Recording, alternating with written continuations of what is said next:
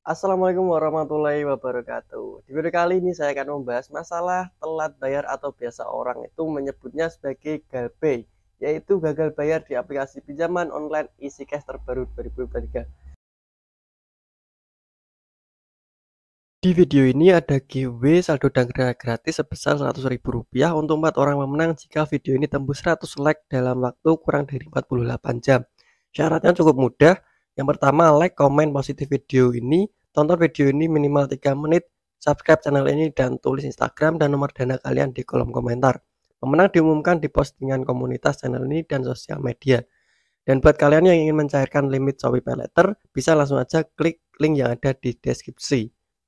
Dan di video kali ini saya akan membahas curhatan dari salah satu penonton yang ada di kolom komentar. Bang, apakah EasyCash ini sudah ada DC lapangan EasyCash dan akan bisa membawa kita ke jalur hukum dan diproses ke pengadilan dan lain sebagainya? Karena beliau mendapatkan WA kemarin kalau beliau itu akan segera dilaporkan dengan pasal penggelapan dana EasyCash oleh orang yang mengaku adalah orang itu adalah DC pinjol EasyCash, teman-teman. Dan yang akan dijemput juga secara langsung oleh petugas kepolisian dan akan dibawa ke kantor polisi. Nah, apa benar teman-teman semua? Jika teman-teman semua masih telat bayar atau gagal bayar pinjol EasyCash dan kemudian teman-teman ini ketakutan akan segera diproses hukum di pengadilan, sebelum saya bahas benar dan tidaknya, yuk kita pahami dan kita pelajari dulu baik-baik. Sebenarnya masalah hutang itu adalah hutang baik di pinjaman konvensional atau pinjaman online itu mempunyai aturan-aturan tersendiri baik secara penagihannya, cara implementasinya dan skema untuk penyaluran dananya.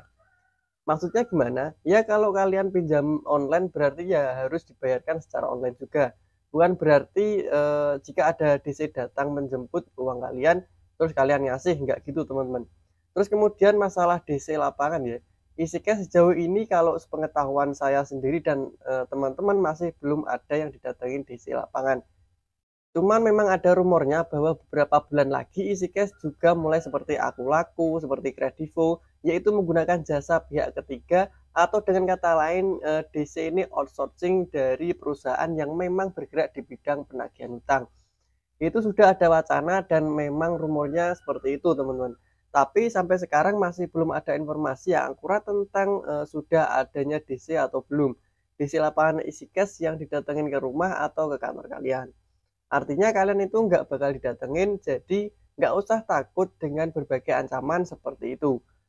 Lalu kemudian kalau kalian takut bakal masuk ke pasal penggelapan dana, itu pasal kalau nggak salah ya, KUHP 373, tolong dikoreksi jika saya salah. Nah, sepertinya di pasal itu memang penggelapan uang ya, penggelapan lah intinya, baik itu aset atau mungkin uang.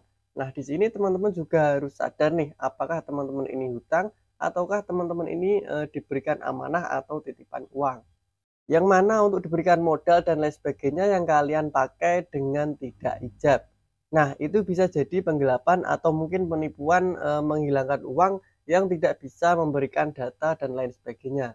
Tapi ini kan kalian secara resmi pinjam uang di EasyCash melalui aplikasi, kalian menyetujui dan memberikan data pribadi kalian sebagai jaminannya, teman-teman. Nah, ketika kalian tidak bisa membayar hutang tersebut, ya mohon maaf ya, itu bukan berarti kalian melawan penggelapan atau penipuan. Banyak yang bilang DC-DC ini macam-macam ya. DC ada yang bilang bahwa itu pencucian uang, ada yang bilang bahwa pembawa kabur uang, terus maling uang juga, terus penggelapan dana perusahaan, itu banyak teman-teman. Tapi yang perlu kita garis bawahi di sini adalah ketika kalian meminjam secara resmi, secara sesuai dengan SOP, itu tidak bisa dikategorikan dari segi penggelapan dana. Nah, apakah mungkin dibawa ke jalur hukum? Terus ke pengadilan, terus kemudian disidang? Jawabannya mungkin sekali. Pasti bakal tetap ada kemungkinan jika mereka membawa ke jalur hukum. Tapi secara logika kita kembali lagi. Sudah berapa orang yang dibawa ke jalur hukum? Kalau memang banyak kok nggak ada nih beritanya. Tapi kesimpulannya adalah karena pinjol itu jarang banget kasus membawa ke jalur hukum, makanya tidak pernah muncul di berita. Mungkin ada paling ya cuma satu atau dua yang mana kalian harus mikir juga. Kalau EasyCash membawa kalian ke jalur hukum, bukannya itu malah membuat biaya yang lebih banyak lagi ya, yang harus dikeluarkan oleh EasyCash hanya untuk menagih hutang kalian. Bayangkan harus membiayai tim kuasa hukum yang mungkin nggak cuma ngurusin masalah receh-receh seperti ini.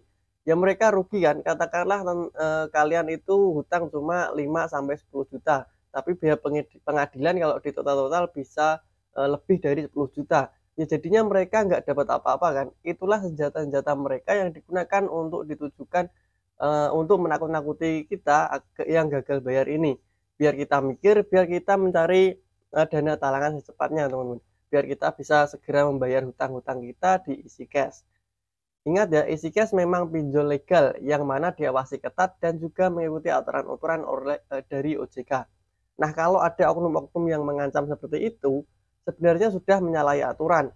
Cuman kita kan tidak bisa tahu betul ya, benar atau enggak sih itu DC dari EasyCash atau dari oknum yang mengaku DC yang kebetulan ngerti dan tahu data kalian, yang tujuannya untuk menipu kalian, dan ujung-ujungnya kalian setelah ditakut-takuti mereka akan mengirimkan virtual account lalu kalian diminta untuk bayar di sana, teman-teman. Ini juga harus kalian hindari ya, jangan mau bayar menggunakan virtual account dari DC-nya. Kalian masuk aja ke aplikasi kalian, bayarlah di situ melalui petunjuk di aplikasi. Atau kalau kalian nggak ngerti dan nggak paham, chat aja atau telepon customer service EasyCash dan minta panduan pembayarannya. Itu jauh lebih aman dibandingkan kalian menerima virtual account dari DC.